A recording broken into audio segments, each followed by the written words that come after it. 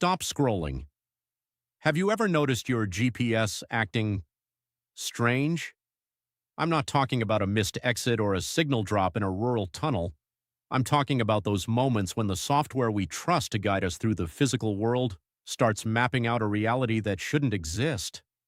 There's an urban legend whispered in long-haul trucker forums, deep web tech boards, and among those who drive the graveyard shift known as the Dead Reckoning glitch.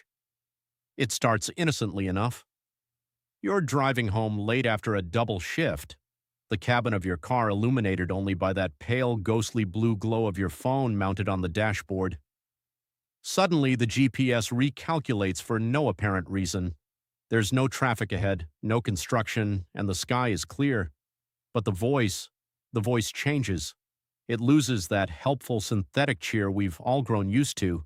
It becomes flat, cold. It stops giving you street names and starts giving you descriptions of things you shouldn't be able to see in the dark. Turn left at the tree where the rope still hangs. Continue straight past the house with the screaming windows. You feel a chill crawl up your spine and you try to cancel the route, but the screen is frozen. The X button does nothing. You try to power down the phone, but the glass is burning hot, almost searing your skin, vibrating with a frequency that makes your teeth ache. That's when you notice the ETA. It's no longer showing minutes or hours until you reach your driveway. It's showing a date, your birth date, followed by today's date. The destination on the screen isn't your house anymore. It's a set of precise coordinates in a location you've never visited, a patch of ancient woods, a lonely cliffside, or a stretch of highway you're currently on, but a version of it that feels distorted.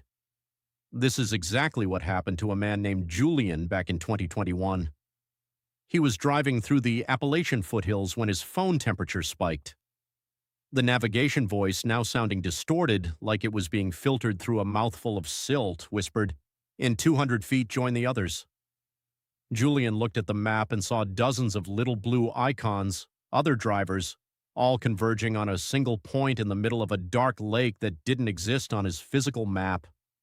He slammed on the brakes, but the car felt like it was being pulled by an invisible magnetic tether.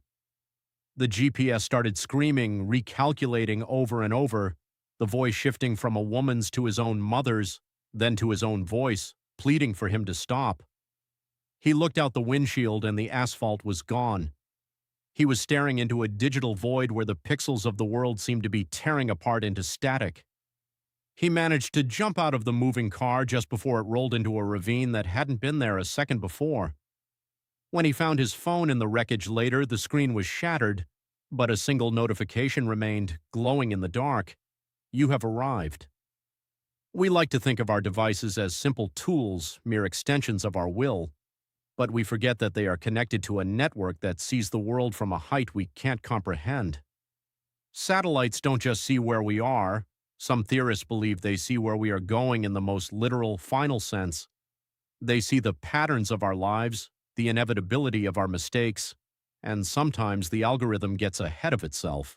It maps out the end before we've even reached the middle. It's a terrifying thought that our deaths might be just another data point for a server sitting in a cooling room somewhere.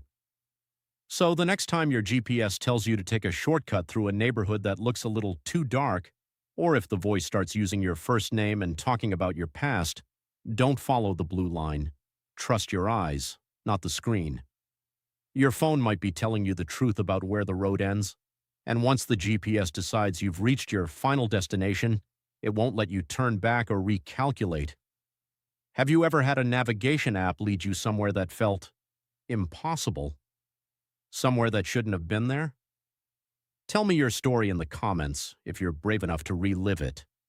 Like and follow for more digital horrors that lurk in your pocket, and stay safe out there on the road tonight. You never know who or what is really guiding you home. Stay alert because the map is not always the territory, and some roads are better left untraveled.